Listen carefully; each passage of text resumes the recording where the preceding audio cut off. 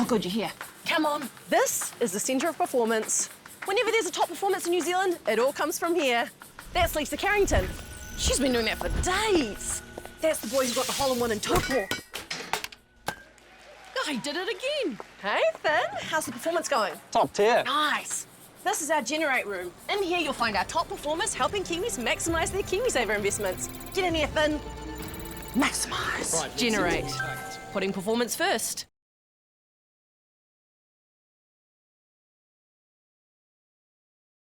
Mr. O'Connor, or can I call you Tim? You can call me whatever you like. I'm sure you will, Dom. Super. Tim O'Connor, welcome to my podcast. Thank you. Thanks for having me. Oh, mate, I really appreciate you being here today. This is only your second ever podcast experience. It is. I'm not a podcaster. Right. I'm surprised about that because I had so many requests from people in the lead up to this suggesting that you'd be a good guest. Would like to know the names of those people. I'll send you the names at the end. The first thing I wanted to know is when you finish the end of a school day, do you go home and you just stink of Lynx Africa? That's a good question. Or sort of wet wool. Wet wool, really? Well, don't you remember those days of wet wool jerseys in classrooms on a day like this? Yeah. So you are the headmaster at Auckland Grammar School. It's a job you've had 11 years now? No, longer. This is my 13th year. 13th year. Yeah. And you're only the 11th person to have that job. Yeah, yeah. It's crazy when you think about how long the school has been around and how few headmasters there have been. 156. This is our 156th year. But I think, the tenure of headmasters gives stability to a school environment that is, very unique in its style. I think grammar's an outlier really in education in this country today. So I think the sense of responsibility is sort of seen in the length of tenures. I mean, John Morris was 20 years, DJ Graham was 20 years, so that sort of length of tenure has been a pretty stable force in the school. So if you accept that job and you do, say, less than 10 years, do people consider you a bit flaky? No stickability, that guy. You probably don't want to be the shortest serving headmaster as your sort of legacy. So you, underneath you at Auckland Grammar, you've 250 staff and how many boys? About 3,000? 760, yep. So, heading that way, sadly. A lot of people, a lot of staff. Yeah, and across both our Mountain Road campus, but we've also got a lodge in Owakuni, and then of course we've got boarding houses, and so those things are all make up the fabric of grammar. I mentioned on Instagram that you were coming in, and there was just an unprecedented amount of questions. I'd say the only guest that's had more listener-based questions from Instagram was probably Dan Hooker from the UFC, and you're number 2. A lot of trolling going on. Like my friend Bridget, she said, "Can my son go to grammar in 2028, even though we don't live in zone?" That's a quick one. You get that That's a lot? No. Yeah. Do you get people trying to bribe you or offer donations to the school? No, not Even not just really. sort of casually. They probably don't get that close to me in terms of enrolment protocols.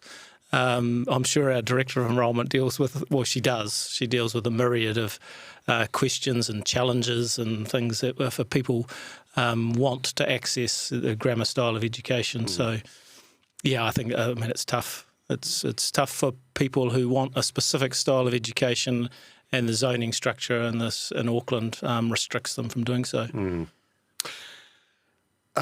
There were a lot of comments on Instagram as well, which I'm guessing is maybe students trolling.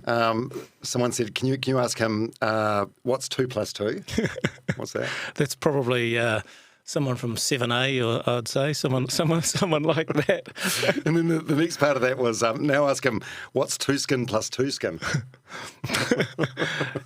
Sounds like a boys' sort of boys' school sort of question. Actually, that sounds like probably someone from another boys' school, not ours. All right.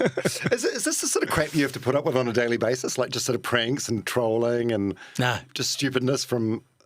No. It's a fantastic environment to be part of. It's energising. Being part of a school like Grammar keeps you young. We start every day with assembly. And so I get to sort of speak to the boys on a daily basis. I get to sense the vibe of the school, every morning. we've just had a big exchange, and we've released the entire school out to watch from about 12:30 through to 2 o'clock, and they're just fully engaged. There's not an issue sort of around the campus because the boys are sort of bought into the culture and they want to be part of the environment. Yeah, that's cool. Yeah, it says a lot about the culture, I suppose, and the history that's been created over over 150 years. And there were lots of comments on Instagram as well like this. Our son started this year, and Tim's a legend. Good guy with a great sense of humour. Because a lot of people say you got a great sense of humour. And I think you probably need to. And yeah, you want to have a sense of humour. Great sense of humour. How do you manage being respected and being liked alongside making tough decisions? You just got to do what you think's right, what you believe in, and I think that grammar helps that because it is a really structured environment. We say who we are as a school. We make that really clear. So there's no surprises to anyone who joins the environment, and then then you make decisions that are actually appropriate to the situation, and so we're making a hell of a lot of decisions on a daily basis that are sort of guiding the school and treating people with fairness and following the principles of natural justice, but also at the same time being able to have a laugh. There are just things that boys do on a daily basis that you go, we can just laugh at that. There's questions they ask you, on a daily basis that are also like, yeah, good on you, good try. You're going to get that with it, you boys. Oh yeah, totally. But I think that's what builds a relationship with them.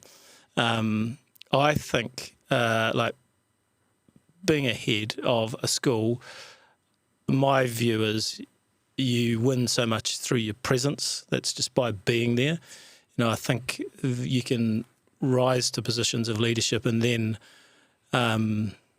be readily office bound. And as soon as you're office bound, then the boys just lose touch with who you are. And if they don't have a sense that you believe in them and that you believe in the direction of the school and that you're as passionate about their school as they are, then you lose them.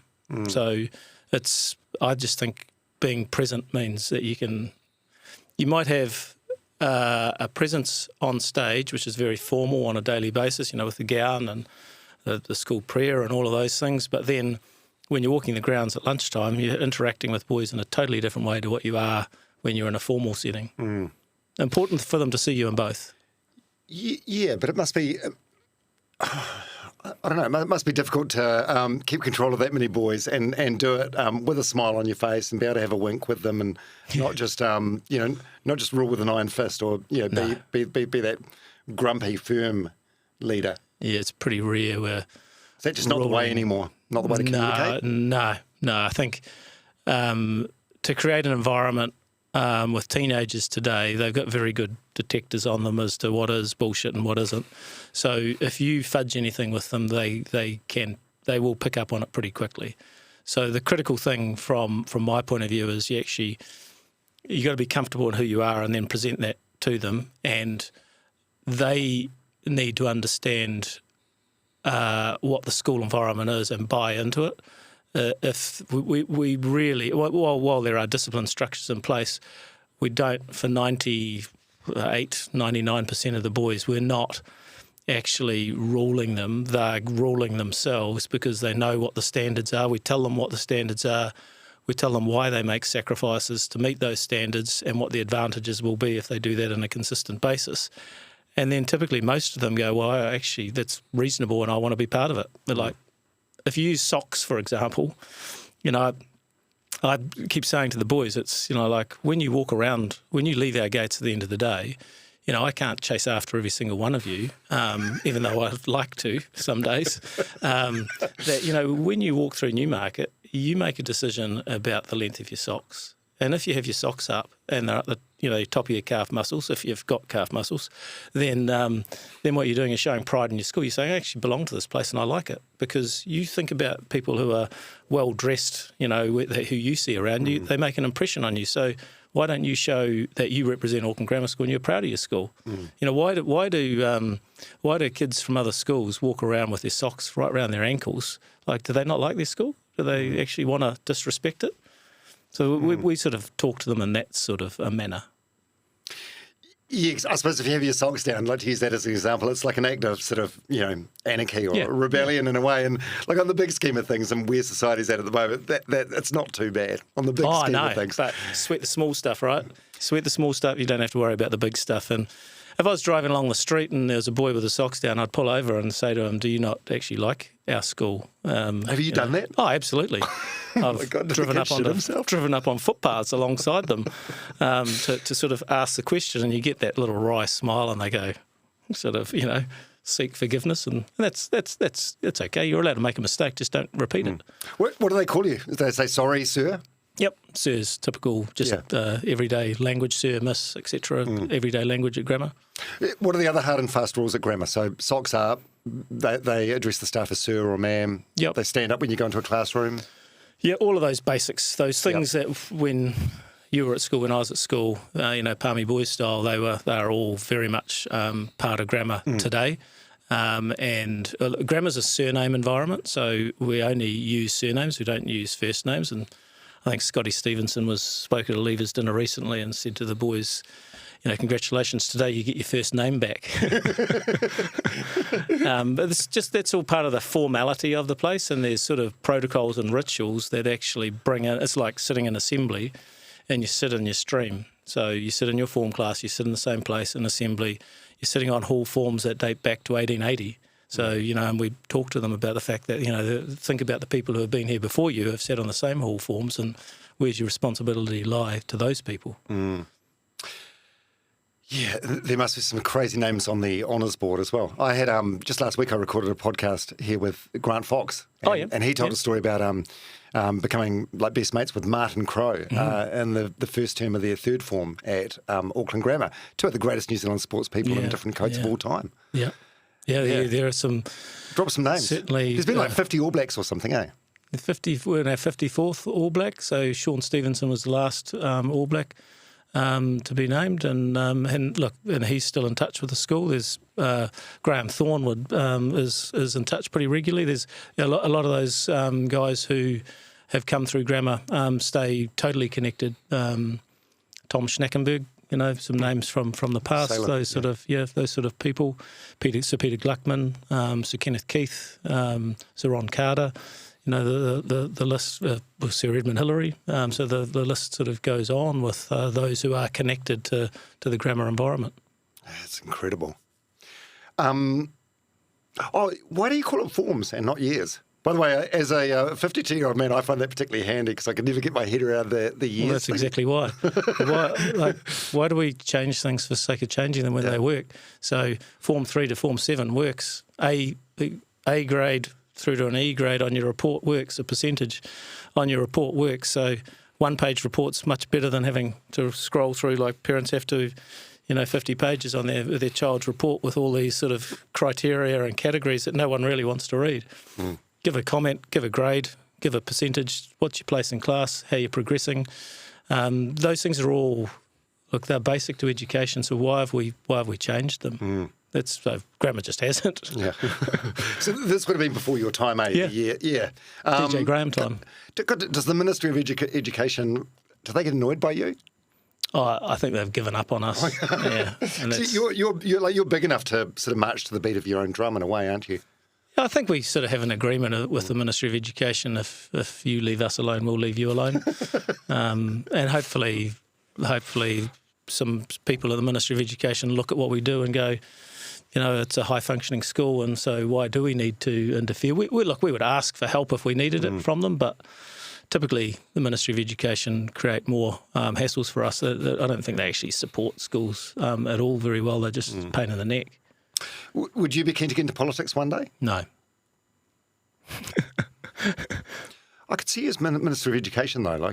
I could see you making a tangible difference with your experience. I'd like to be Minister of Education, but I don't want to actually deal with all that nonsense in the house where it's just sort of full of total negativity and and sort of game playing. Whereas if we just get on with doing the job, yeah, absolutely. But it doesn't seem that that's part of politics, really. So I don't think I'd make a very good politician. I'd probably go redhead. So what's an average day look like for you? Are you putting out fires all over the place?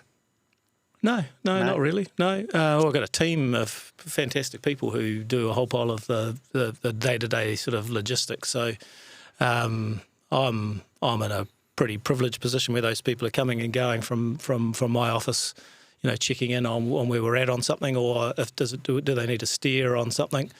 But no, in my day would be I'm a sort of get up early. So 4:45 I get up and exercise and do that each morning of the week, and then sort of try and have breakfast. If my wife's listening to this, she'll go, this is a load of nonsense. Try and have a cup of coffee with my wife, with Anne, and then I sort of try to be at work by 7, and then I sort of chew through whatever needs to be done prior to assembly. So I'd sort of normally prepared everything for assembly the day prior, but then things sort of crop up overnight. So I'd finish off preparing for assembly, run assembly, and then run into whatever the day is. And then by this time of the day, typically there'd be subcommittee meetings for the board, or heading into events, or this is actually my only afternoon where I didn't have something, so it sort of worked pretty well to be in here. So yeah, it could be they're quite long days, but they're days where you're performing different functions and different. So it can be that you're speaking at an event at night, or speaking at there's a prize giving, a rowing prize giving tomorrow. So those sort of things. So you just in an environment like ours, the presence of the headmaster, whether it's me or whether it's the previous or the next headmaster, is sort of critical to show that you're endorsing what is occurring, because you're relying on so many different volunteers, you're relying on teachers to give huge amount of their own time to coach, to manage, to lead various activities in the school. So the least you can do is actually be there to support them. Do you outsource any of that, like coaching from parents, or...? Largely, our coaching is by teachers. Yeah, we do have an expectation that teachers are involved with something in winter and something in summer, and they do. They have a fantastic sort of team of staff who do all of those things. And as you know, if something is happening well in a school, then there's someone who's passionate, who's leading it, whether it's weightlifting or your rugby program or badminton program or whatever it is. There's someone who's volunteering their time to lead it. Where we have gaps, we pull in external coaches to fill those gaps, and or if there's sort of real specialist need, things like trying to access someone with rowing expertise is I think any school who runs a rowing program would understand exactly what I'm talking about, to find someone who can actually lead and understand that sort of sport is critical. So where you have to employ someone or get a volunteer from outside of the school, you do. Right. Hey, there's so many more questions about grammar and about teenage boys and the day-to-day. I mean, no one knows more about, I guess, teenage boys and education in New Zealand than you with your history, which we'll get into. First of all, who were your mentors growing up? And what lessons in particular stuck with you? I'm still growing up. I think I've been growing up through my entire teaching career. We all are, right? It's funny. Like I'm in my 50s now, but sometimes you still feel like a little kid. Yeah. It's weird. You have these moments. Yeah. Oh, well, I think it's a good thing, isn't it? I can have a tendency to be flippant. If you ask our leadership team at school, they'd probably say, yeah, flippant would be a word. In what way? Just in terms of trying to keep things light. Right. Sometimes I'd rather, we can be sort of playful. Yeah. You can be in some pretty serious sort of meetings, and they go back to back. And I think you want to sometimes, to get the best out of people, you want them to feel comfortable. So I would often sort of add a light comment to whatever it is, to just sort of see if you can break the tone a little bit. But going back to your question, well, obviously my parents were critical. I'm a family of 5 children, and I was second to youngest. So my dad was the head of 2 different schools. Well, he was a deputy head when we moved to Palmy, and that was the reason we moved to Palmy. And then he went on to lead 2 different schools. So I was sort of able to see what his, the lifestyle was that he led, and so there's no doubt that he had an impression on me in terms of probably my personal values, what both mum and dad gave to all of us.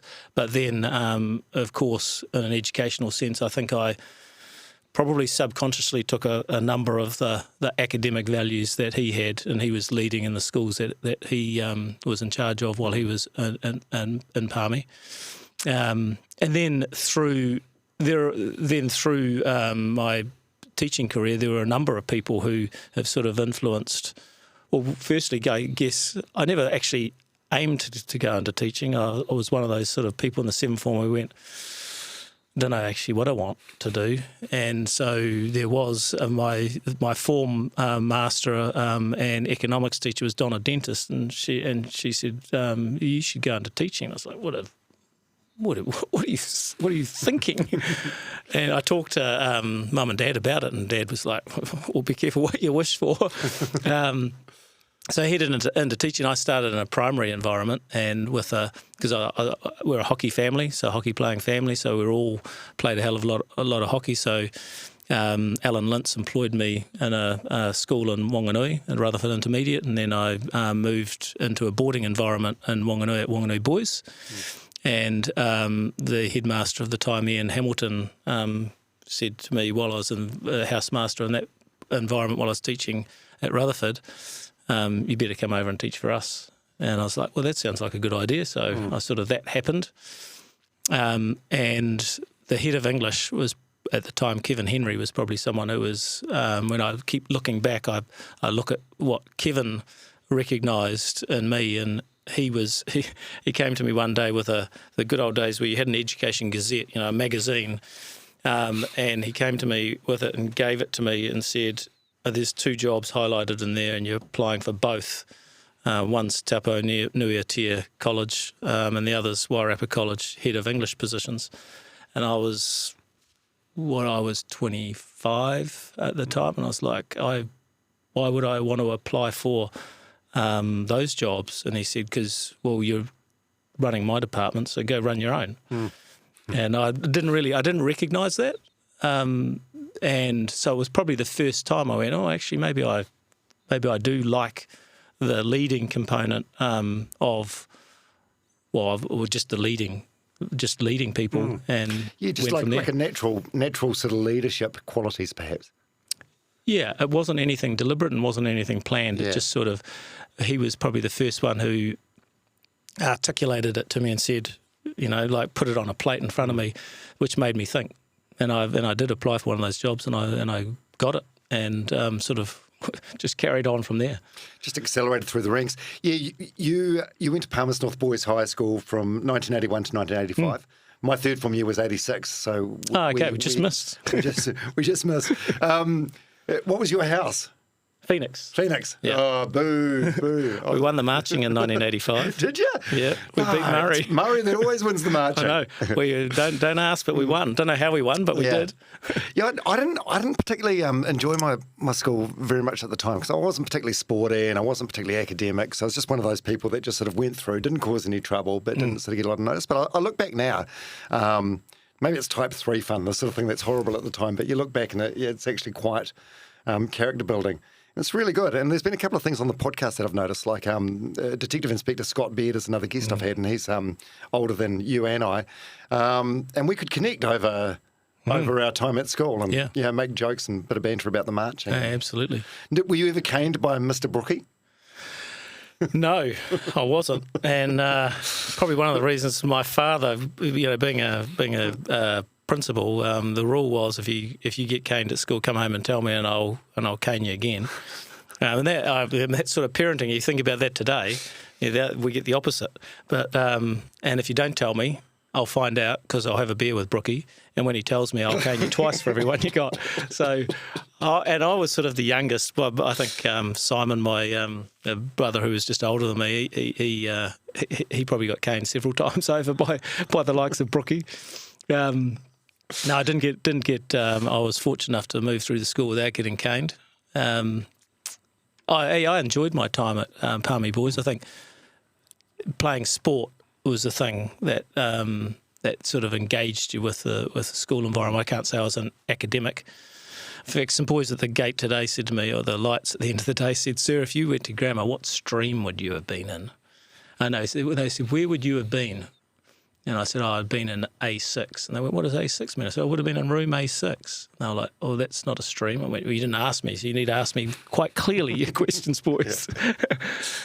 But I said to them, I'd been sort of H probably. I was a good average student who wasn't passionate about learning at that point in time. And I wish, in lots of ways, we had people who actually told us why we were learning and how important it would be, because when you're a bit older, you work it out, right? Yeah, absolutely. Do you from where you stand out? I mean, the caning thing, that was a long time ago. I think that was abolished midway through my time at school. Something you said before resonated with me because I think because it was on the cusp, like parents had a right, they could either opt in or opt out of the caning. And my parents most definitely opted in. And if I ever got in trouble at school and I went home and told my parents, like there wouldn't be any presumption of innocence. It would just immediately be, well, you must have deserved it. we just trusted the teachers was always right, didn't they? Yeah. Do you, would that be helpful for you in this day and age if you're able to cane kids? No, I've changed my view on that through my teaching career, but I can't think of a case other than, if you get frustrated that you might think it's a good thing, but what is that doing? All it would be doing is actually, helping me with my frustration, but it's not going to actually teach anyone anything. Again, I think when we go through discipline processes, we're quite objective with the boys, and we keep talking to the boys and their parents about their behaviour, not about them as a person, and that this is the behaviour that we're responding to. And I don't think anything would be won by hitting a child or a student now, because you'd just be disrespected. Yeah, that's interesting, isn't it? Sure as shit worked for me. You get caned in the library for you once by Brookie, and you didn't want to go back a second time on a Monday morning. No, but he would call out who he had hit the following day at assembly, wouldn't he? He'd list of names, laundry list of names. Yeah, I mean the world's changed. That's the difference. I think, I didn't think anything of it in the 80s when I was at school, when guys were lining up outside to be caned outside in the quadrangle so that everyone could hear the resounding swing, and the hit. But they also had some empathy in there too, because they worked out whether you actually needed to be caned or not. And I think there were a couple of occasions where I'd been in to see Errol Brookie when he was senior master, and when he just sat down and had a conversation and went, "Okay, well, we'll sort this out," because he only through entering the teaching career have I looked back and gone, actually, I worked it out. He understood that teacher's response wasn't the right response, so we're not going anywhere with it. God, there were so many characters at that school, eh? Yeah.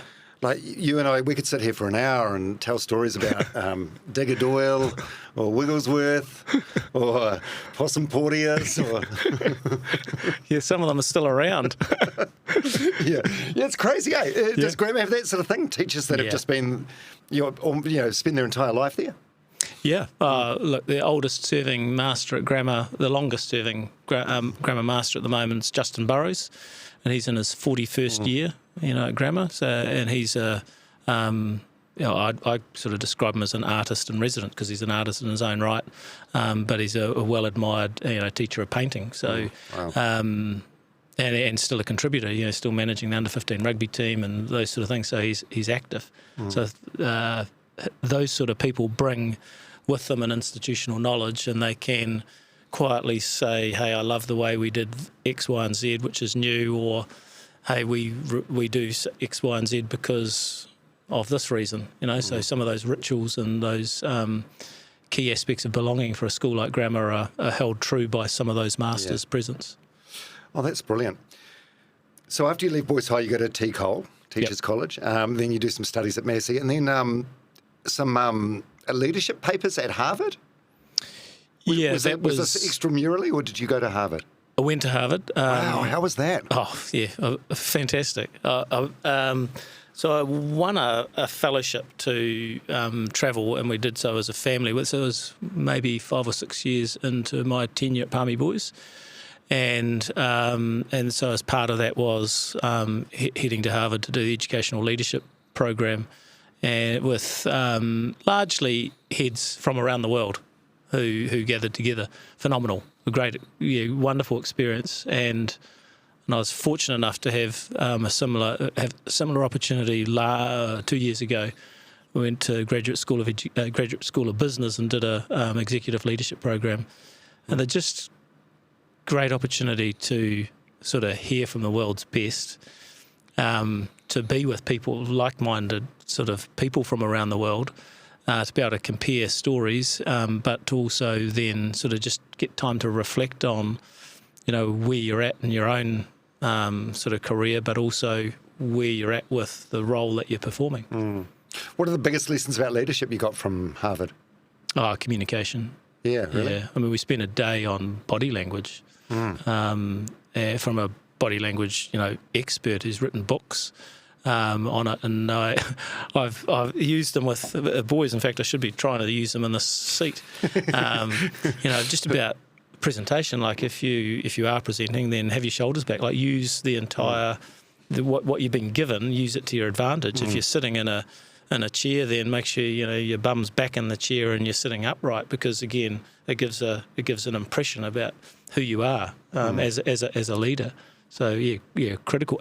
And also, one of the things that I sort of think about quite a bit from that course is, if you want to bring people with you, can you tell them using a story rather than just stating it as it is, which isn't as easy as you think when you've got to think of a relevant story or make up a relevant story in order to get your message across. But when you tell something as a story, you certainly see people connect with you much more. Just because it's easier for them to absorb the information that way with the story. Oh, that's really interesting. Can leadership be taught? It seems like you were like a natural leader, or you just sort of gravitated towards it from what you were saying earlier. Is it something that can be taught, or do people just sort of, Yeah, I don't think leadership... you can have leadership attributes, but leadership can absolutely be taught. And, I mean, they are the things that we are trying to do for boys. While we might still name prefects and do those sort of things, it doesn't mean that you're restricted from leading in any sort of sense. And from what we talk to the boys about, when you leave this environment, can you answer 3 questions? Who am I? Where do I fit in, and how can I serve others? And if you can answer those 3 questions after your time at Grammar, then you're going to actually be a pretty good contributor to society. Because if you don't know who you are for a start, then you can't actually do any of the other things. You have to be comfortable in your own skin, right? And so the boys who tend to stray and wander, the first thing we actually spend time with them on is, like, who do you want to be? Like, do you know?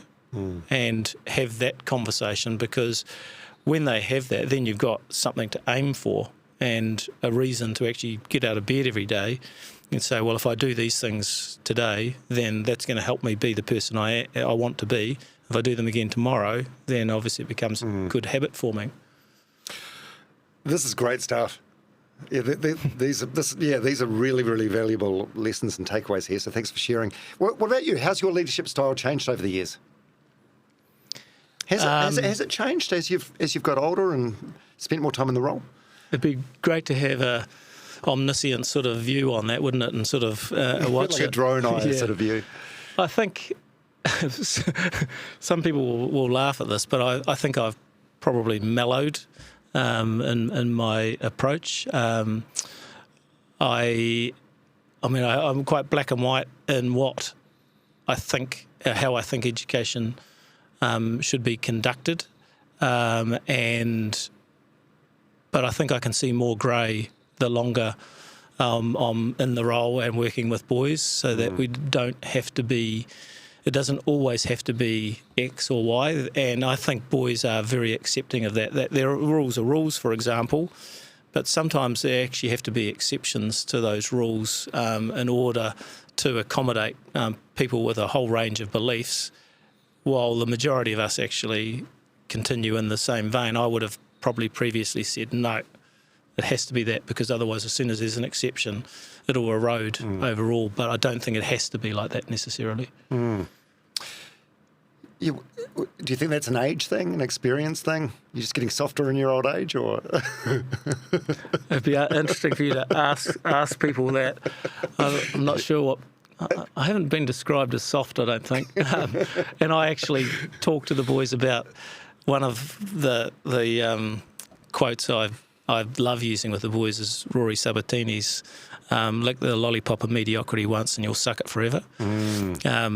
So Wow, I've never heard that one before. Haven't you? No. Yeah. It's a fantastic one. I talk to boys about the fact that, there are 1%ers in our community that, and 1%ers are people who just don't contribute and don't want to contribute, and there will always be 1%ers, and we have 1%ers in our environment too. And those people actually drag us down, but we actually have to identify that that's who they are, not join them, because otherwise that number grows. And as soon as that number grows, they can actually change the quality of society. They can change the quality of our school environment. Like a bad apple in the barrel. That's right. It just, there's a tipping point. And so lick the lollipop of mediocrity once or you'll suck it forever is a great sort of thing to stick it. And you think about storytelling, you think about that, right? You picture that. And so whenever I sort of pull that quote out, the boys sort of like, we know what's coming next, the mediocrity sort of speech. So I don't know that I'd be. I think you just, as you see more in life, that you actually just you do tweak. And I try to read different perspectives. I try to listen to various podcasts and try to listen to something every morning for sort of 20 minutes. So it's sort of you're getting your thought pattern tested and your beliefs sort of tested, either confirming them or thinking actually maybe I should take a different approach to that. Well, I suppose that's good leadership as well, being open to be challenged or change your opinions. Yeah, absolutely. I thought, well, that's sort of another critical thing. I think I've probably been I have been direct in my leadership style. My way or the highway? Yeah, could be. But one of the things that I have been challenged on by going through like human synergistics processes and some of the fantastic work that they do is, can you step back? Can you just step back and let other people share their view? Because actually through them sharing their view, they come in more than actually here's the answer. So I'm relatively impatient sort of person. I like I'm action sort of orientated. I like to move things along, but in order, if you move them too quickly, then you're not necessarily bringing people with you. So I've sort of worked on that and more recently to try and pull people in, because they have got the answers. They know what the ethos of grammar is. They know where we're heading, and so they actually have the answers. What about vulnerability in leadership? Is there critical. Yeah, I think critical. I think so. If you when you stuff things up, you have to own those. Well, not necessarily even stuff them up, but if it didn't go quite according to plan, I think you own it. And I think that's, and it doesn't matter whether it's someone else's error when you're leading a team. It's actually you own it. You don't apportion blame to the person, who made an error. That we actually go, no, that's an Auckland Grammar School error, and I own that. When you protect the people where things went wrong, and then of course offline you go and sort of fix up and make sure that that's not going to be repeated. Yeah. And if you do that, you actually end up, because we're dealing with so many different scenarios, and if you think about, for example, the health and safety of 2,700 boys on site, if you think about education outside the classroom environments where we're sending kids, teenagers, chemically imbalanced young men out into the world, then we have to have systems in place, and we're relying on people to understand what those systems are and employ them given the contexts. So the last thing we want is for them not to feel that they're trusted, but know that we're there to support them, because then hopefully the big issues just don't arise. I love that. Just to timestamp this conversation, it's late May 2025. Did you at Assembly this morning or any morning this week, have you talked about the run it straight thing? Yeah, I did. I spoke about it this morning. Yeah, did you? What did you say about that? I'd already spoken to them at the start of the term because it was just coming up as a thing. On international media, it hadn't. Well, we have seen run it straight for a little while. Every now and then, it would pop up in the school grounds like Ball Rush does, and I don't so much have trouble with Ball Rush, but the run it straight thing's just senseless. So I did say to the boys at the start of the term, like, run it straight. We're like, boys, we're not doing it, and we'll deal with it at the very high end if you actually start that, and gave them the reasons. I didn't actually go to the extent of death at that point in time, but today I've actually started the assembly after the prayer. So before we move on to the day, I do want to just acknowledge, the passing of the young man who's Palmy Boy's old boy, and isn't it a tragedy, boys, that we actually find ourselves having this discussion today, that someone died from something that we talked about not being involved with. And so I hope you understand that sometimes when we're talking to you, we're not necessarily being the fun police. We're actually doing things from a perspective about what's best for you, and you might not see that right now. But I hope you now understand, because if it wasn't death, then there could be some serious injuries that could impede what you can do for the rest of your life. It's just not worth it. So teenage boys, for the most part, we're pretty dumb, aren't we? When it comes to decision making.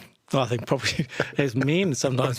Yeah, I feel like it takes a while to get there. But we love physicality, eh? Do you sort of you sort of encourage that? You mentioned Ball Rush before, yeah. Oh, absolutely. But like the boys would be, if our top field at Gammar, if that is typically open every lunchtime, every interval, so that they can, there are 100 games of sandal tennis, and there's a game of touch, or playing.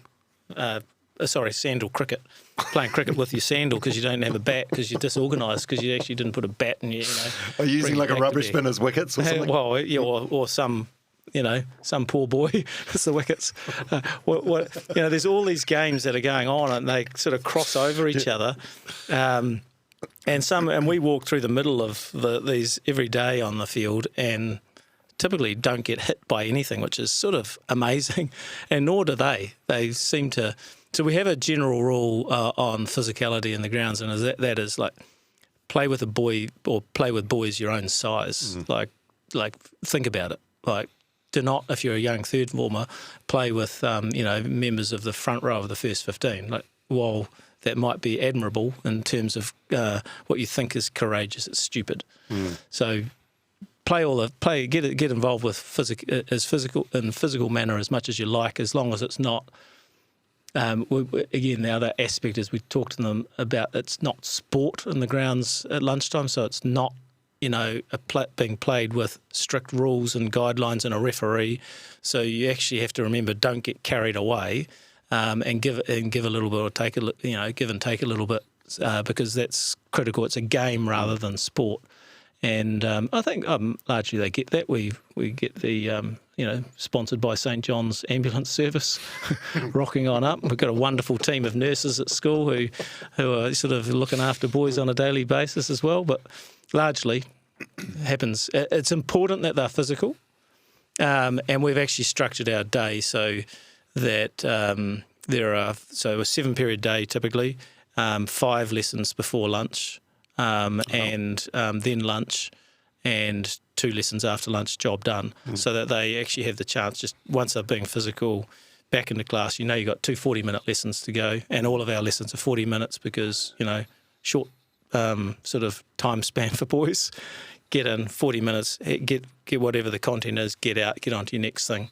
And you got you're seeing your teacher every day, so I don't have to think, have I got to do my homework tonight? I have to do my homework tonight because I've got my class tomorrow. 40 minutes is very, very short by the time you get settled and open your books.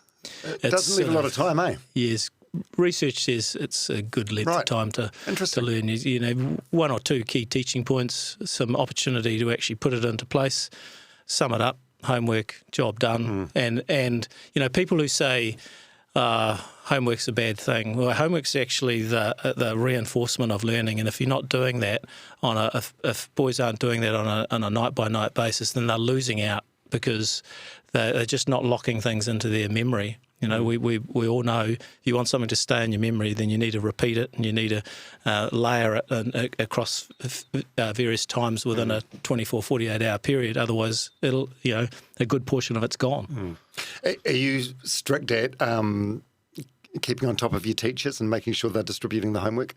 All right, the reason I bring this up, when I started at Boys High, I found it daunting in the beginning because I got told 5 lessons every day and you would have half an hour of homework each night from each class, so 2.5 hours of homework every night. And for the first couple of weeks it was like that, but then a lot of the teachers sort of dropped off, which as a student I appreciated. Yeah, well, you would, wouldn't you? Yeah, and you don't want to tell anyone that. You don't want to, you know. Oh no, it was like a code. You don't breach the code. We had a homework diary system. There is an expectation you're getting homework from every teacher every day. We've been through, again, this is the presence thing to reinforce it. We've been through the third form classes, for example. I've been through every class 3 times this year and checked diaries on every single time through classes. Check, I want to see parent signature in there, I want to see your homework's in there, some individual conversations with a few boys who might have forgotten them, and so a little visit to my office to show me those sort of things.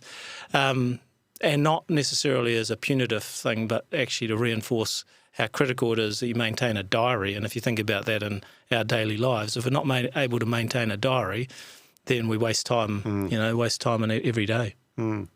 Is your with these when you're disciplining boys, does your communication style vary from kid to kid? So, that, I suppose, are there some kids that you need to yell at to get the messaging through, or is it you sort of the same across the board, regardless of the individual?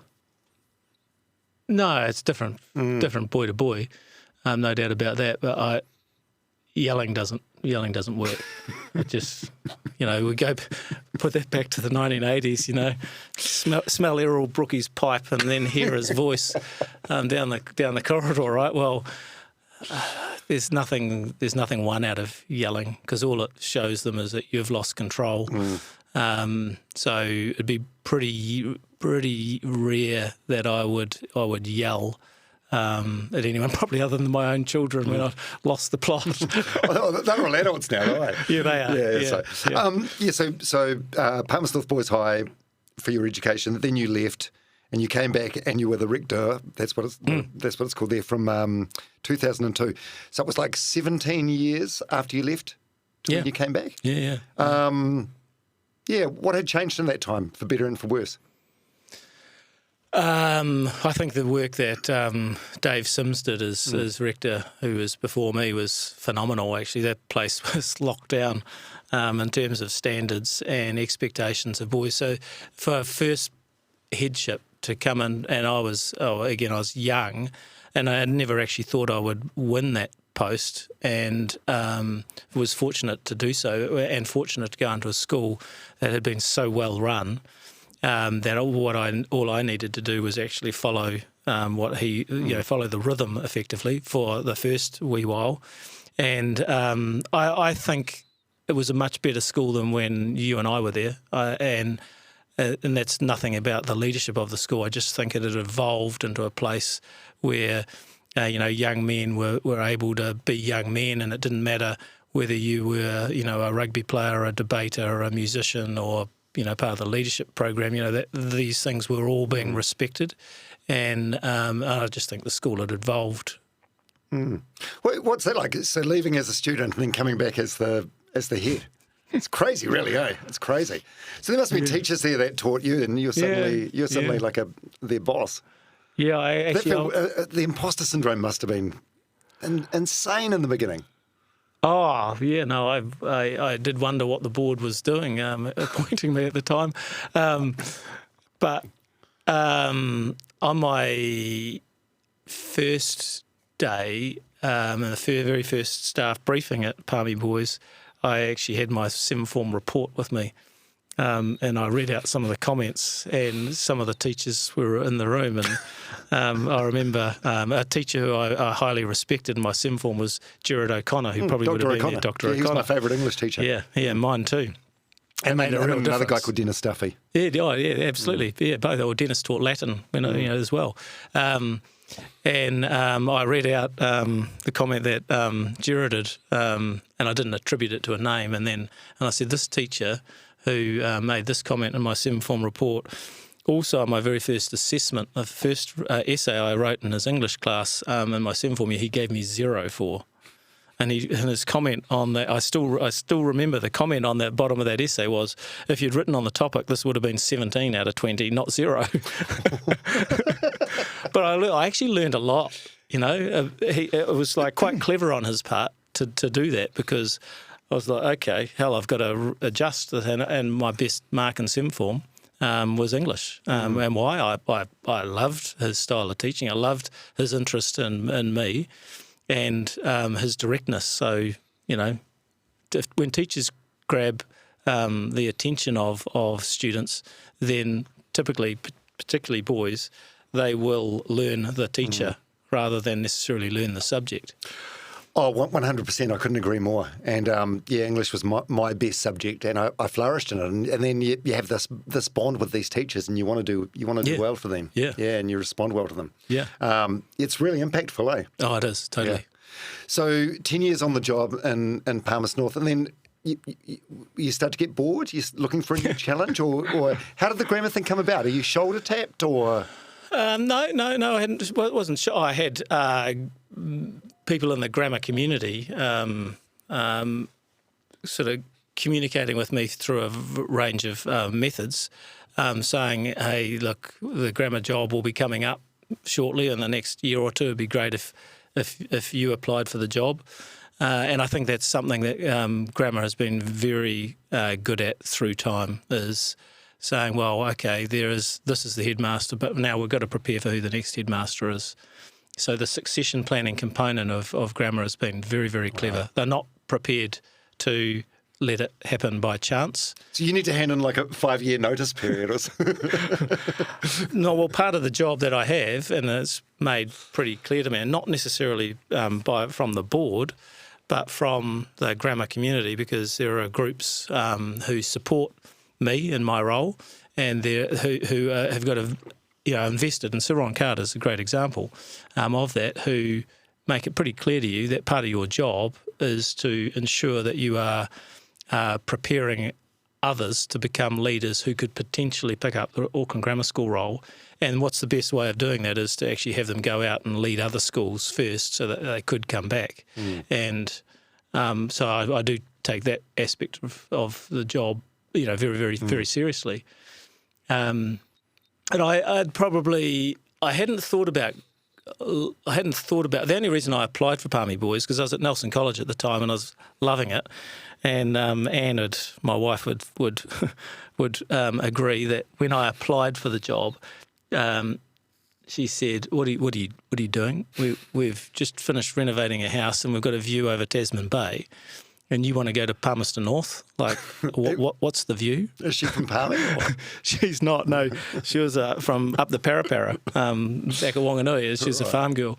And and I said, look, it's my old school. I need to apply for it just so it's out of my system. I've got no chance of getting it. And so, and ended up getting it. And so when, after probably 7 years at Palmy Boys, I felt good about where the school was at, and I was discussing that with the chair of the board, and another job in Auckland came up, and there was sort of an HR company trying to encourage me to apply for that, and the chair of our board said, you should go and look just for professional development.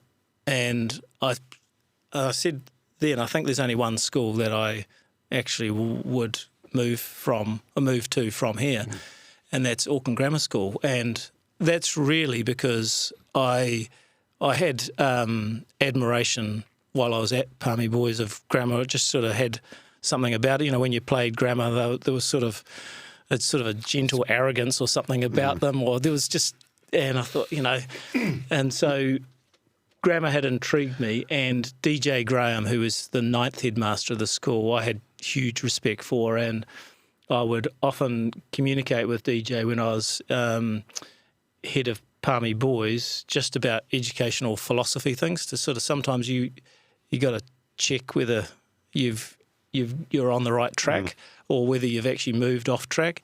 And I found DJ, the voice of reason for me, to be someone who would just go, you're on the right track, or no, have you thought about this, or have you thought about that? So the wisdom that guy had and his contributions to education in this country were phenomenal. So when the opportunity came to apply for Grammar, I did, and went through a thorough, I think 3 or 4 interviews and presentations and all of those sort of aspects as part of the job, and ultimately ended up winning it, which I was stoked about. What do they ask you? I mean, they already know what you're capable of, right? Like, you've proven yourself at a very high level at another school. Well, probably the question that sticks in my... Well, there are all sorts of questions. And I think probably the board at the time were... if they had concerns, because it was a highly effective, a board, like a commercial board quality, where here's this sort of hick from Palmerston North, like going to come into central Auckland in this sort of high-profile school, and what's he going to do to this place? And the question that still sticks in my mind is the one that Pip Muir asked me. And Pip was a highly effective member of the board and is still connected with the school. And her question was, so, Tim, what if I said to you that Auckland Grammar School's a modern central Auckland school, and, hair length and uniform are really not that important? Like we need to move with the vibe of what central Auckland is. And I said, well, employ the other guy. And she said, is that your answer? And I said, yeah, no, it is, because I'm not your guy. Like, so you have to live the role. Like this, the role is, it's a vocation really, and a lifestyle. So I couldn't work in an environment where that was going to be like, it'd just drive me insane. So it was a pretty brief response. And then I was leaving the interview. The lady from the HR company running it, we walked down to the lifts, and she said, I don't think I've ever seen someone self-destruct as quickly as you have in your interview. I said, oh, well, it's like, it's either going to be or it's not going to be. So there's no point saying you're something that you're not. Was it a trick question? Were they testing your answer? Yeah, I think so. Yeah, absolutely. Well, so you passed. Well, Pip and I we've sort of laughed about it since that time, many, many times, and I think that story's been told a few times. But I think where they wanted Grammar to be was sort of synced into its tradition and who it was, but they weren't giving me any indication of that.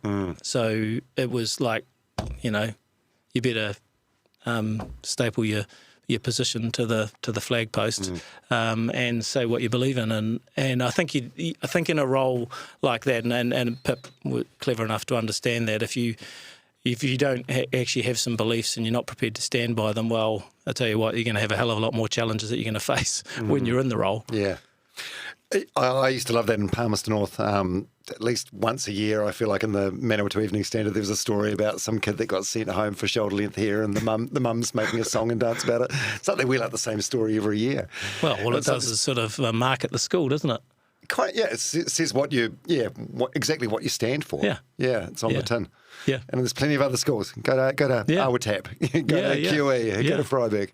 We still say that in the enrolment evening. It's like, here are, when we go through all of the expectations, and then if you don't like it, well, don't come here. There are plenty of schools with open entry. Go to one of those.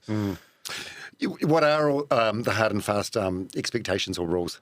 The kids are allowed to vape at lunchtime, eh? Just sit there on their phone for half an hour and there's a whole pile of no's. No mobile phones, no vaping, no socks down, shirt on time, all the systems are. So the boys know what the systems are. Like, if you're late to us, if you're coming up Mountain Road at 8:53, the old bell on top of the main block, there's a prefect, ringing that from a lengthy cord on the top of the seafloor, and that rings for 2 minutes.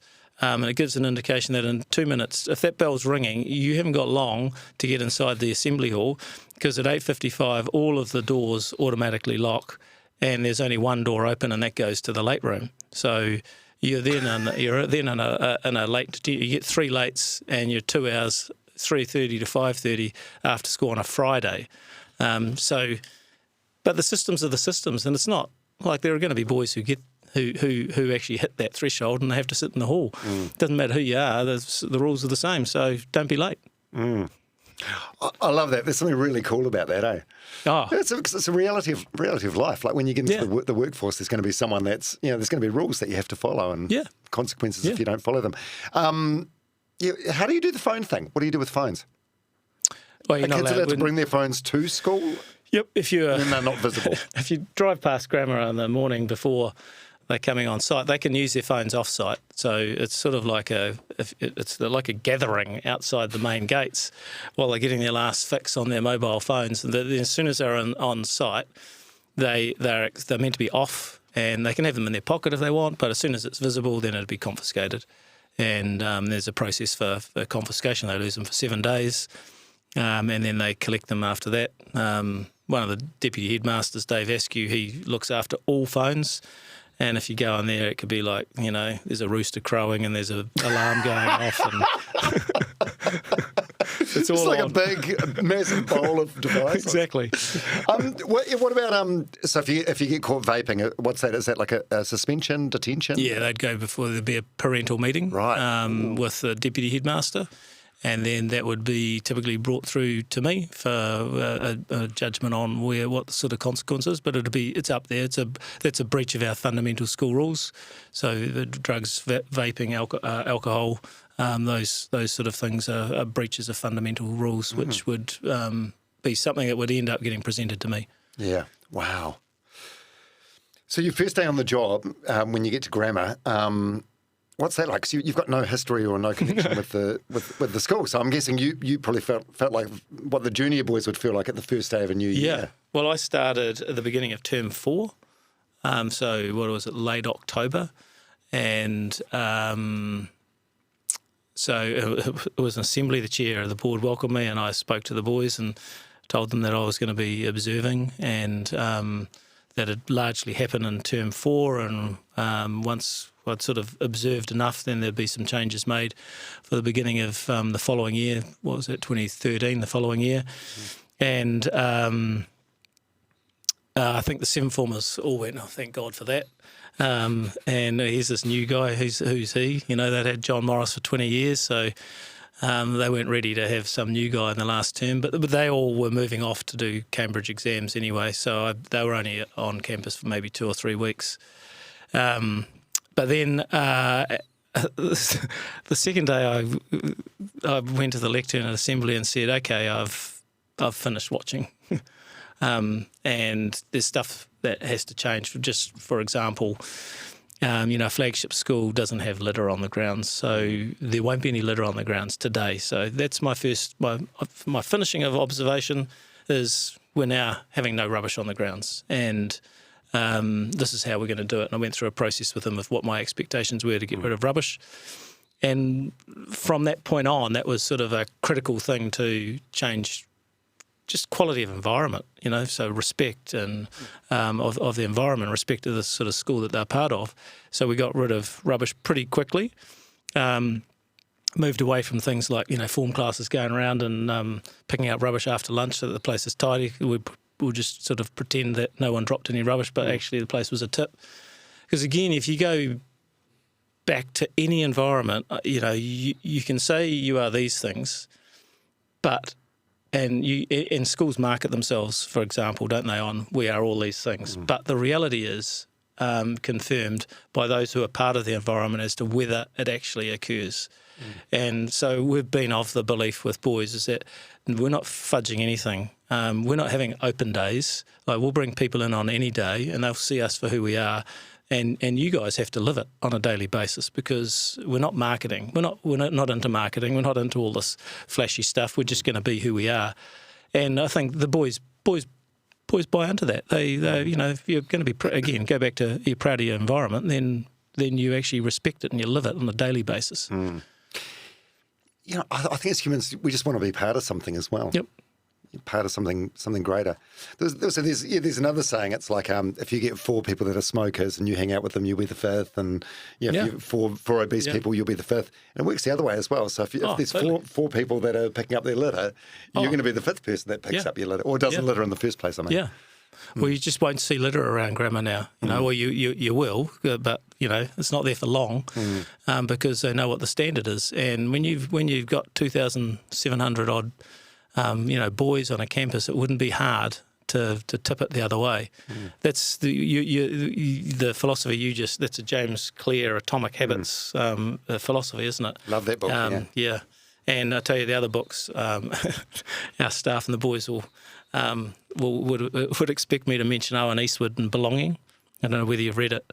No. He's a Kiwi. He's a sports psychologist, and he talks about the sort of the Māori philosophy of belonging, and that when we belong, we actually we feel like we're part of something bigger than ourselves, and we can be better.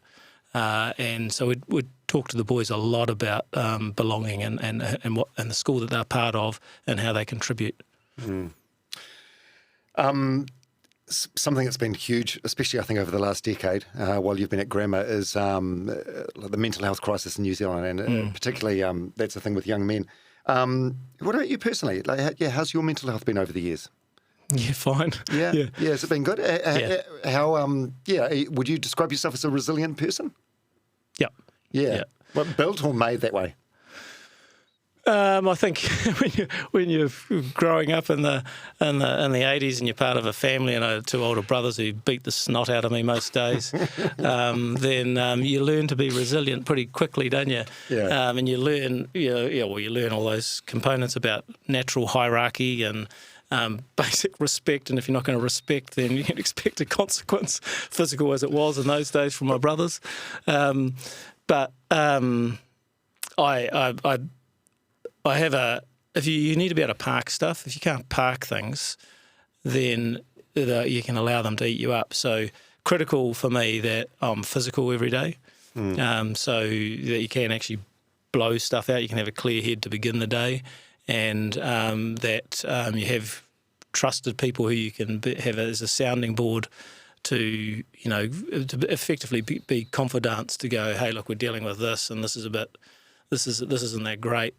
But as long as you've got people who you can talk to and trust, then, I think you can grow in resilience. So we actually talk now to the boys about growing in anti-fragility, where if we in an exam, people now shying away from exams and everything needs to be sort of standards-based assessment, let's not have too many exams. Well, we'd say you just build resilience in that. You learn how to sit exams so that then you just become familiar. The more you do it, the more you're actually comfortable doing it.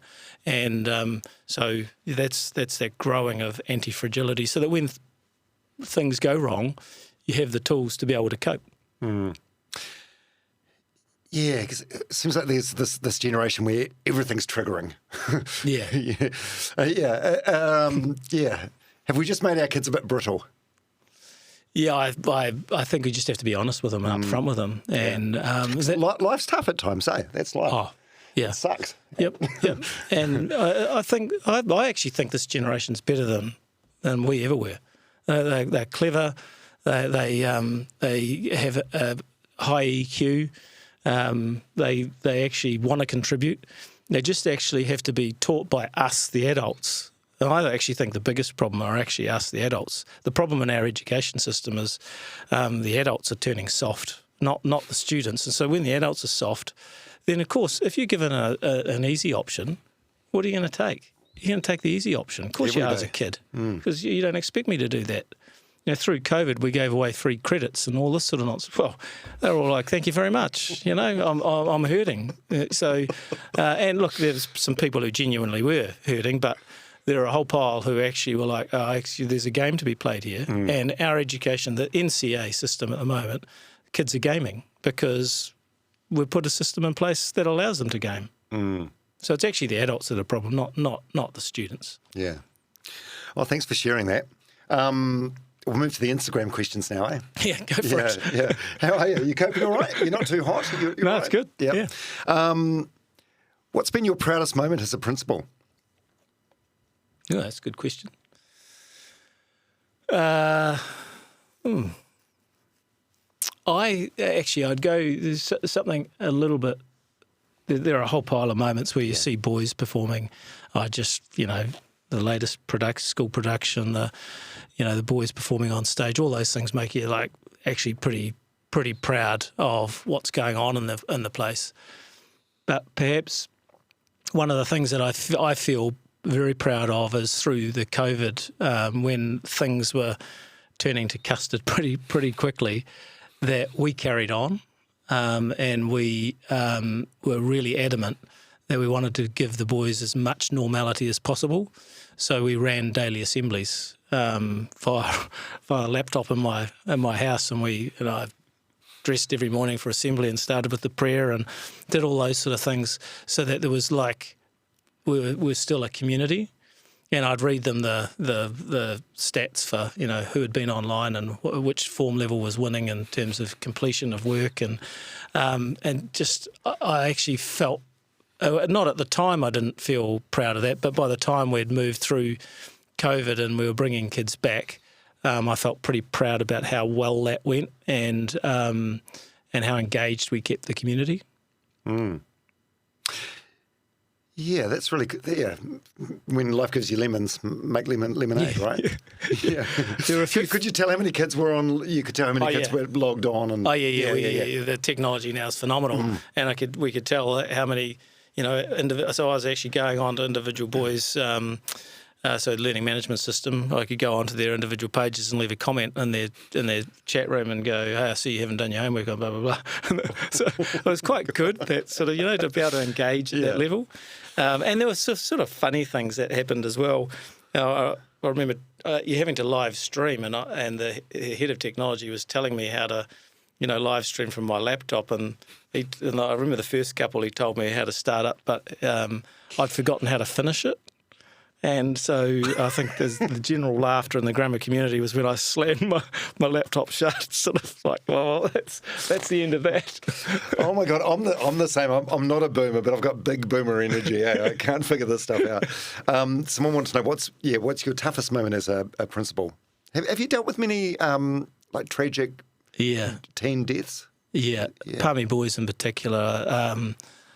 My first year at Palmy Boys, 6 students got killed. In different incidences, and I still drive if you're heading through towards Hunterville. There's still a farm gate that I drive past where I know 2 boys were killed trying to cross a railway crossing. It still sends a shiver up my spine as I drive past that on State Highway 1. They're the toughest moments: is a student being killed or a staff member. Being killed or a staff member dying is just because, look, you rocks the community, doesn't it? And you're helpless. There's absolutely nothing you can do. You can be there and you can listen, but there's not actually anything you can do. What's the biggest challenge facing New Zealand schools in 2025? Well, we need to actually have an assessment system that's rigorous enough to stand scrutiny on an international footing. If you look at all of our OECD rates, they're going down. So we actually need to be have a rigorous assessment system, and hopefully Erica Stanford will do something about that, pretty quickly. And we need to be attracting quality teachers back into the profession, so that we have specialists in front of students. And again, if we go back, students know who their good teachers are and who aren't, and the respect comes from them being the expert in the front of the room. Nothing's going to replace that. You just mentioned Erica Stanford, the Education Minister. We ruled out politics before, but could you do like some sort of advisory role? Yeah, and so you're on the in that ecosystem, but you're not actually. I don't know whether they'd want me advising them. Yeah. Is there a difference between boys and girls when it comes to education? Ultimately, no. I don't think. I think there are a whole pile of girls who would love to be in an environment like ours, not just because it's a male-dominated, a whole pile of boys there, but I think there's a whole pile of girls there are girls who would actually benefit from and enjoy being part of a structured environment where you're getting specialist teaching. There is some fun being had, there's sport being played, there's music, etc. I think we have moved too far as a country to, anything goes in education, and it's just too loose.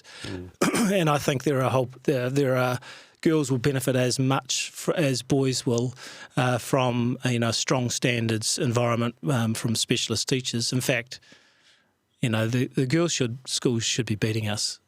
They should be producing better results than we are. And while if the girls' schools actually do move into a examination-based system like Cambridge, then and they have good quality specialist teachers, they'll thump us every day. What are some of the biggest misconceptions people have about teenage boys today? That they don't care, that they're lazy, that they. There is all of the gaming stuff, but remember, it's the adults who've put all that stuff into place. If the adults actually put constraints around that for them, then the boys will respond. Don't underestimate boys at all. They are astute young men who I actually think our country's going to be in great hands with the generations that's coming through. It sort of concerns me, and I do get grumpy some days when members of the general public might go, there's grammar spewing down the street, at 3:15 because they're just flooding, Newmarket and sort of Mountain Road and Seacombs because it is a flood, and they then make sort of judgments about the boys. Now, one of the things you have to keep reminding boys, they're not very sort of spatially aware. And so we continually remind them that, look up and just move around members of the general public. They will, but we often get, comments about how rude the boys are because, they all walk down the footpath. Heads down on their phones. Yeah, heads down. Well, it's your fault. They haven't had their phone all day. Yeah. Notifications to catch up on. But you can be a grumpy adult, or you could actually just be happy. And if you actually looked at them in the eyes and engaged with them, I think for 99% of them, you're going to get a wonderful response and a smile back from them. Well, I think if there was 3,000 of any organisation walking through Newmarket at any point of day, it would be alarming or intimidating or whatever you want to call it. Yeah. How have the needs? By the way, these are just questions from Instagram, so if there's no answer for some of them, you can pass. How have the needs of teenage boys changed over your 13 years at Grammar? Have they, or are they fundamentally the same? I don't think the boys' needs have changed. I think they when we coach young men in basics of sideline behaviour or sporting behaviour, or they actually soak it up and respond. And I just think there's so many moments I'm proud of our boys when they're in an independent setting through we talk about, the James Kerr stuff, All Blacks Lessons of Leadership and Redhead, Bluehead. Great book. And, be Bluehead. There are too many people who have biases about the school that their son or daughter is at, rather than actually looking up and going, they're a teenager and they're at Grammar or they're at, whatever school, that let's just give them a break for where they're at and look at their behaviour and judge them on their behaviour rather than actually our own prejudices. Yeah. What role does the school play in helping young men navigate mental health, masculinity and identity? Oh, that's a big question, isn't it? Yeah, heaps. So we have now a team, a student services team, where so we're 4 full-time counsellors, and Wow. they are counsellors in the we've turned it into a model maybe 5-7 years ago, where the counsellor is like an American counsellor, where they're guiding them on academic stuff, but also on head and heart stuff. And we moved in that manner because, again, boys, I think men probably in general, were not necessarily good at, asking for help. And so we've put it in a manner where they can readily do so. And so they might be going in to get some help on subject pathway or university pathway, but then while they're there with the counsellor, and the counsellor goes, anything else? How are you feeling? That he could then have the opportunity to go, mum and dad split up. So we provide them the context to be able to actually ask in a manner that they don't feel like they're being weak or they're being prompted to do so. And it works. Self-referral rate has increased by 70% through that time and has held there, really consistently. So they are asking for help, and we're providing in the best manner possible. How good. And the feedback you get up top is that a lot of the boys are quite open to talking. Yeah, they are. Yeah. And when they know it's confidential and it's not going anywhere else, that Big Brother's not watching them in that regard, then, absolutely they are. Yeah, because I feel like things have probably changed since you and I were at school, but back then you wouldn't show any sort of weakness or vulnerability because it would just be thrown back at you. Yeah, absolutely. What does the phrase toxic masculinity mean to you? Yeah, well, there are some models, some Andrew Tates of this world who are actually presenting the wrong thing to boys, and for us, we're absolutely coaching boys in the opposite direction about how we go back to who am I and where do I fit in, and how do I treat others, and particularly how do I treat members of the opposite sex, and so we're quite traditional in those sort of conversations with boys, and the sort of things we're actually encouraging them to be. Like, be a gentleman. And you don't just have to be a gentleman, opening the door for someone else, not just for adults, but perhaps for your peers, because those things actually end up sending a message about who you are and your own personal integrity, rather than actually listening to this nonsense, that really dangerous stuff that is online. And they are living in an online environment, so it's just coming at them thick and fast, and they've ready access to pornography and all of that sort of stuff. We're coaching them about the harmful impact of pornography. All of those sort of things. We are providing them advice and guidance on. Is this classes, or is this something that you just drop casually in assemblies? Or Yep, assembly. I'd talk to boys as we're going into Mother's Day. Talk to boys about, having conversations, showing respect to significant females in your lives. Just prompting them, because it's not that the majority of boys don't want to be doing those things. It's just actually, I've just got up and life's tough. I've got to wake up first. So giving them prompts and doing it in regular intervals means that hopefully it does get locked in, and you can tell in an assembly environment when they are listening, because it's not only silent, which I guess it always is, but it's still, so you actually know when there is content that they're going, okay, we should be taking this in. Yeah, they're engaged. Yeah. What do you wish parents understood better about their teenage sons?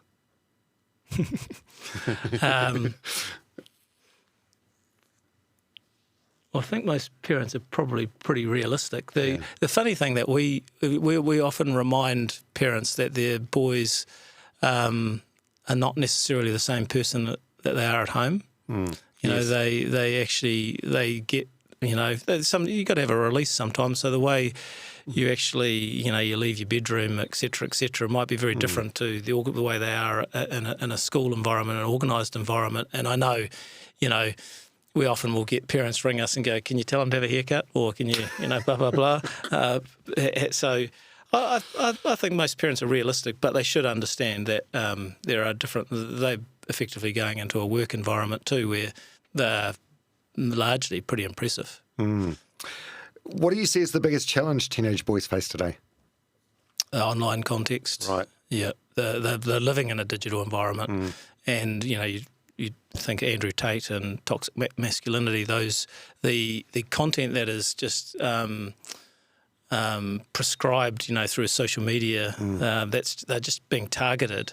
That we really have to be coaching them about how they can actually discard that, how they can get off their devices for a good period of the day, and that's one of the beauties of 5-hour teaching framework in a day where you haven't got a phone, at least, for that period of time you're away from a screen.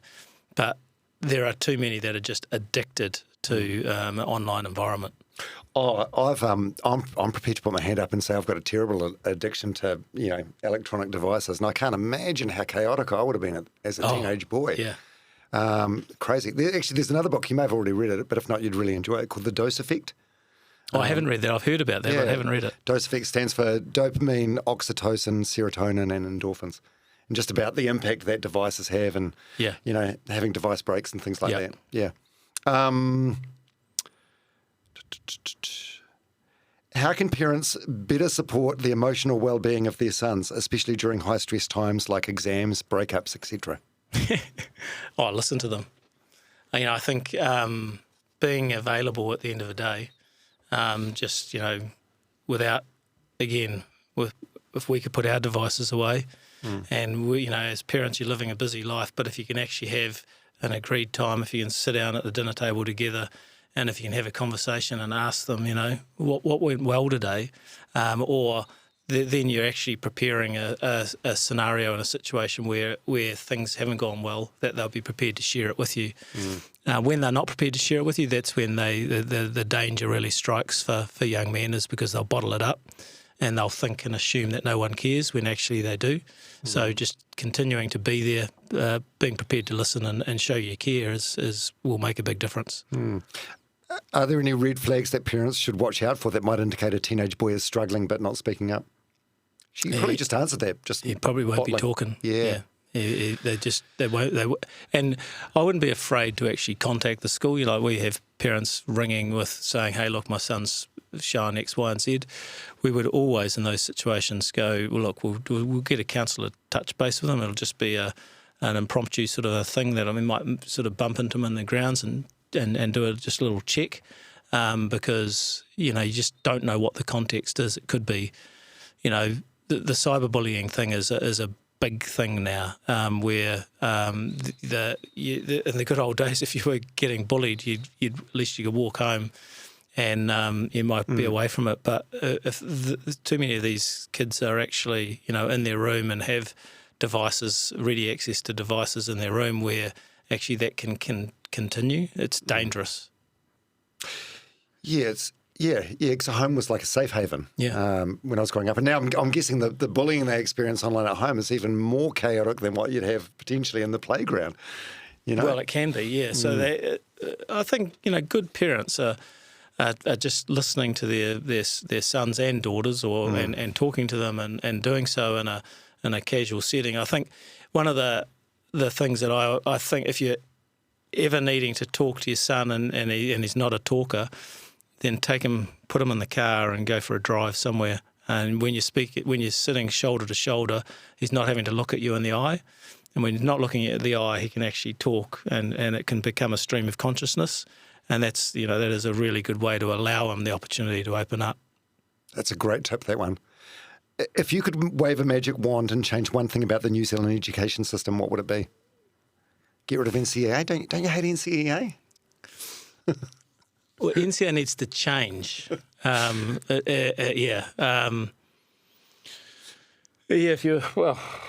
would disestablish the ministry. That'd be the first thing I would do, and I'd be finding key people across the country who could actually be in a seconded basis, where you'd actually go, right, now let's have a think tank and let's go through.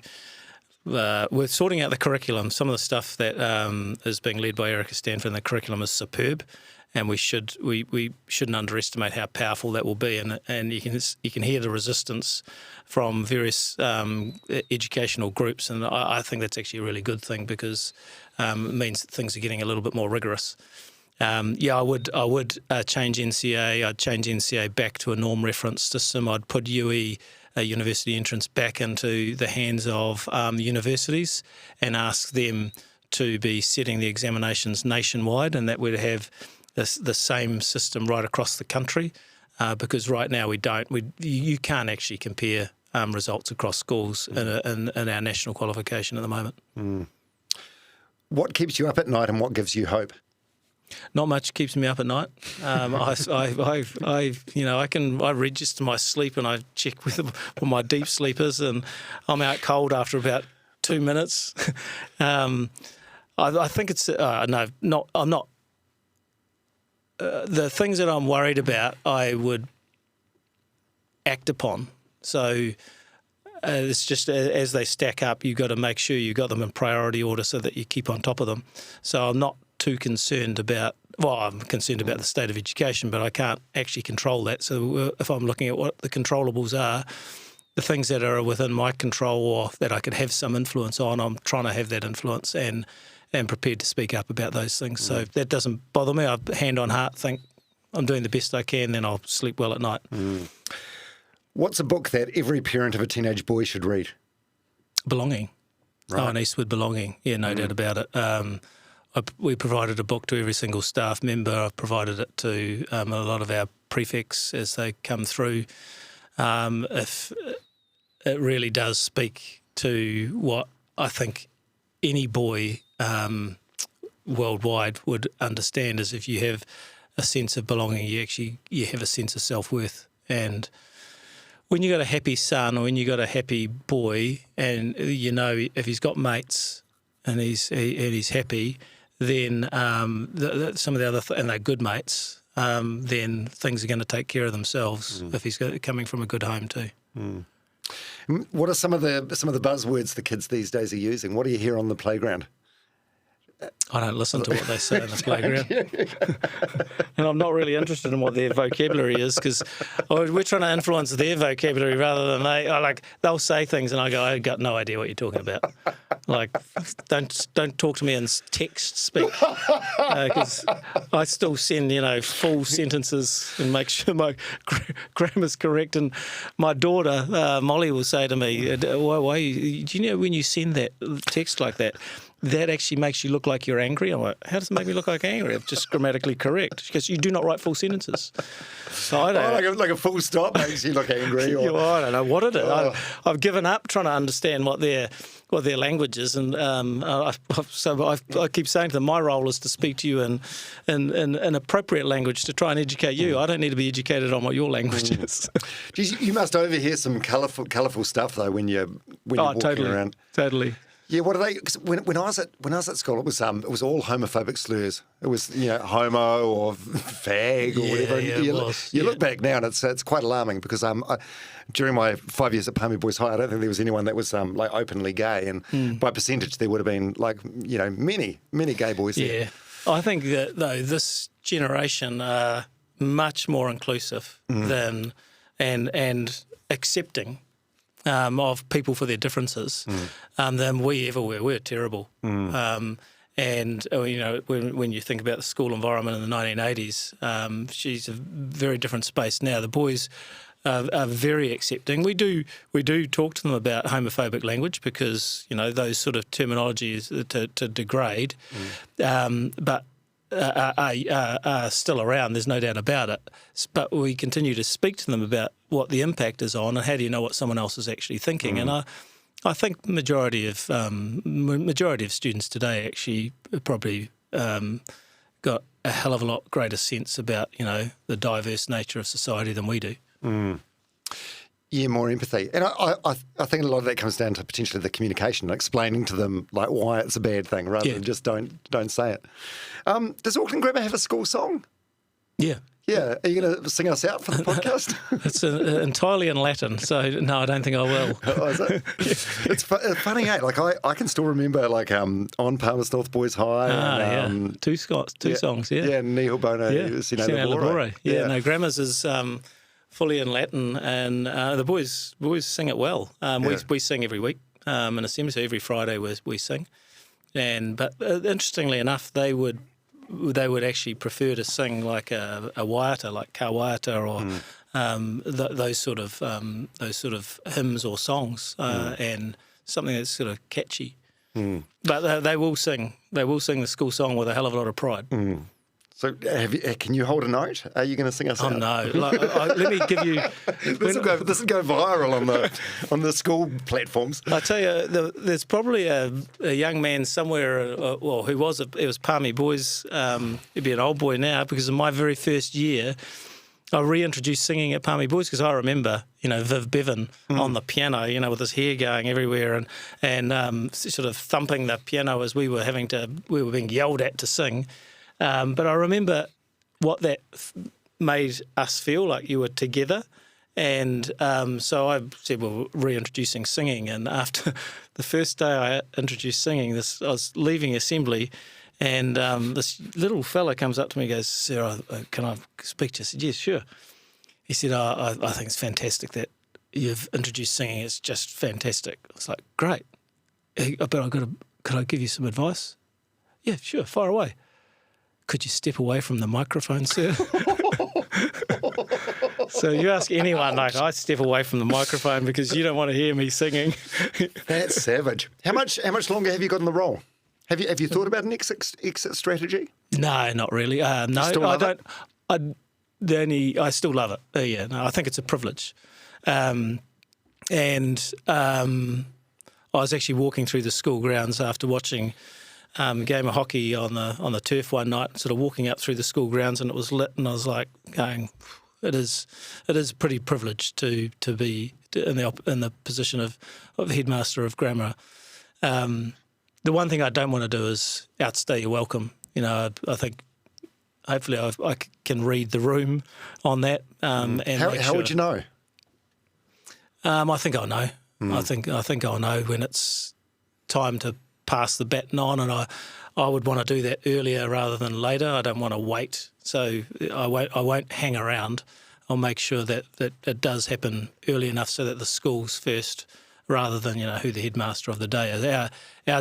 My job is to be the guardian of grammar while I'm in the seat, and if I can leave the jersey in a better place, using James Kerr's language, then I've performed my role, and hopefully I've prepared some succession plans so that someone else can come on and take it to another level. And in terms of legacy, how would you like to be remembered for the role that you've played in boys' education in New Zealand?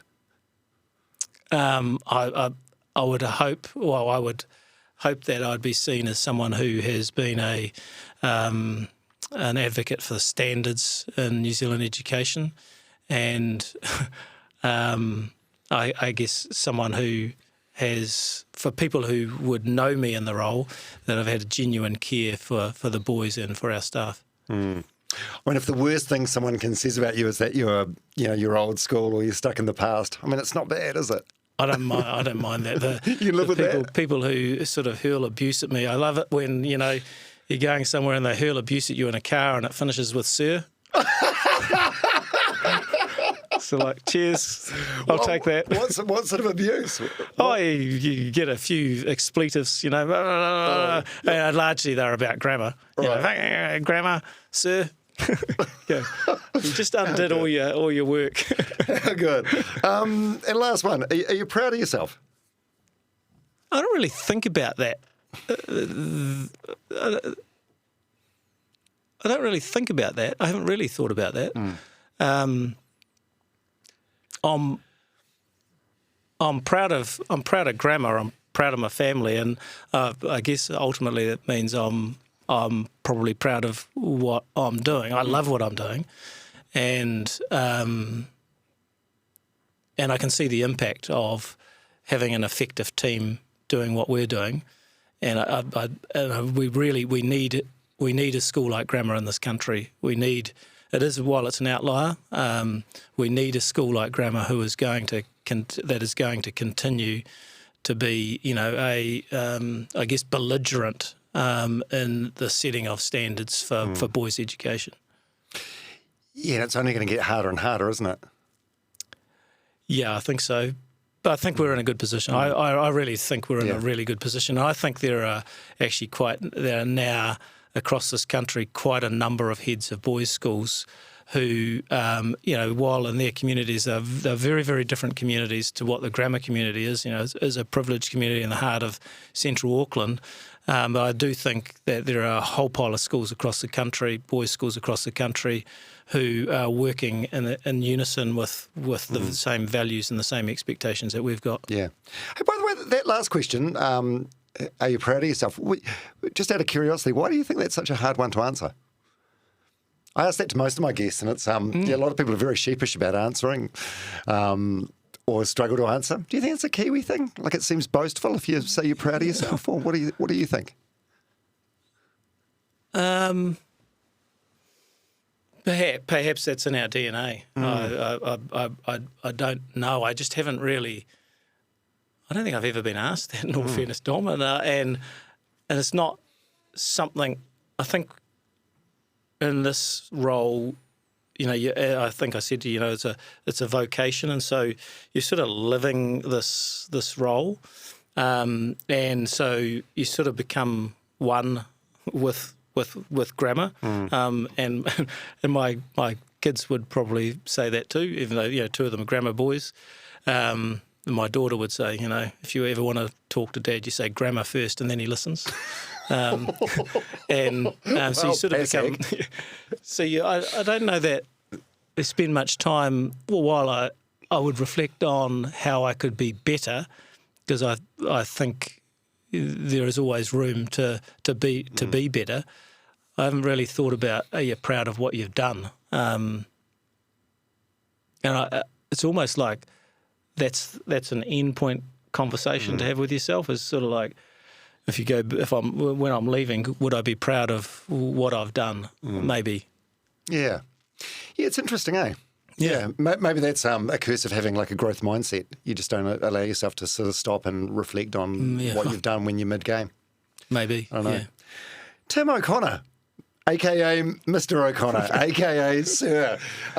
Mate, this has been a blast. Thank you so much for coming on the podcast today. I really appreciate it. Some really cool insights there, and it's been great. wonderful to sit with you.